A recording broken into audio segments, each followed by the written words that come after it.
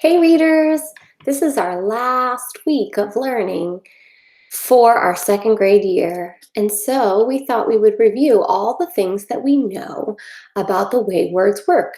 This year we've learned so much about word patterns and hunk and chunks that it's a good time to just kind of review all of the things that we know. So um, I have a poster that we're going to look at to review all the things we know.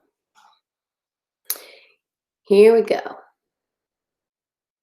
First, at the very beginning of the year, we talked about consonants and vowels and how there are 5 vowels, A, E, I, O, U, and we used our hand and we did A, E, I, O, U, and sometimes Y. Remember that? And we talked about how the vowels make their short sound. If they have one vowel that's trapped in by the consonant, it makes it short sound.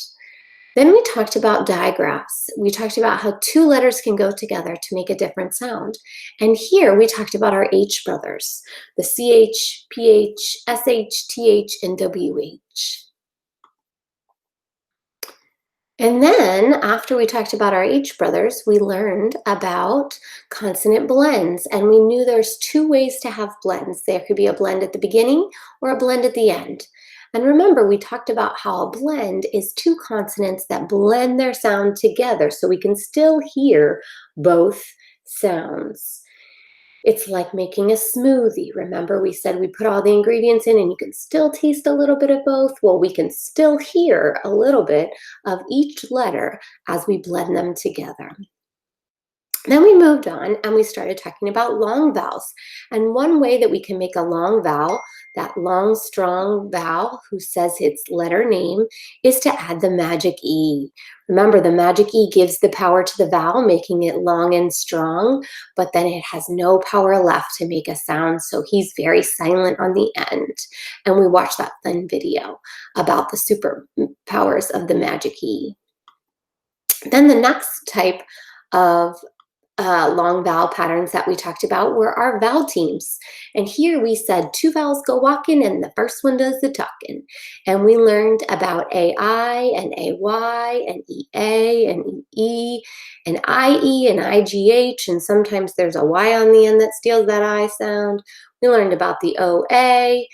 We also learned how OW at the end of a word can say O, and we learned about UE and UI can say U.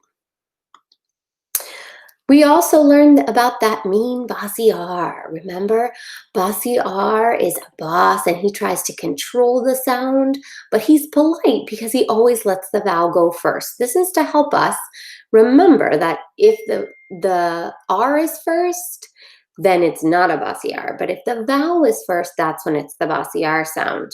We had the AR, like in card and harp, the or, like in fork and horse, the ER, like in jersey and eraser, IR, like stir and skirt, and UR, like church or hurt.